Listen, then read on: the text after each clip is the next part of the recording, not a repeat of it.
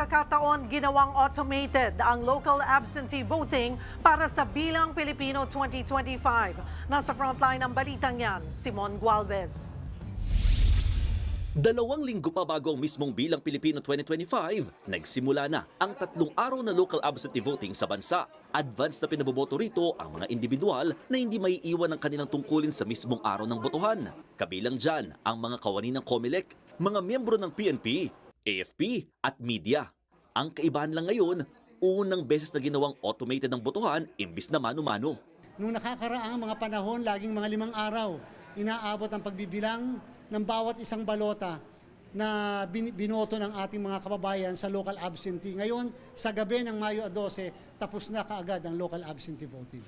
Unang bumoto sa COMELEC office si Director Allen Francis Abaya. Gaya nung nakaraang eleksyon, local absentee voter pa rin siya kaya hindi na nakakaboto para sa mga lokal na posisyon. Tanging 12 senador at isang party list lamang ang pwede nilang iboto. Nanghihinayang din pero siyempre at least ang importante makaboto tayo dahil meron naman tayong mas importanteng gagawin din sa election day. Sa kabuuan, aabot ng mahigit 57,000 ang rehistradong local absentee voters na papayagang makaboto sa buong bansa. Karamihan dito ay mga miyembro ng AFP.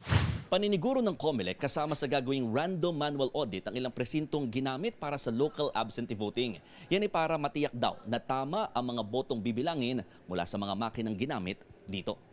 Bantay sarado at mananatili raw sa COMELEC main office ang mga ballot boxes hanggang May 12. Sabay-sabay raw i-feed sa mga makina mga balota ng local absentee voters sa 12 ng Mayo. Tatagal ang local absentee voting hanggang April 30, alas 5 ng hapon.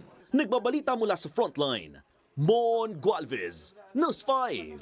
Mga kapatid, Cheryl Cosim po, huwag maging huli at maging una sa lahat sa balitaan. Para sa tuloy-tuloy na talakayang sa Frontline, mag-follow at mag-subscribe sa social media pages ng News 5.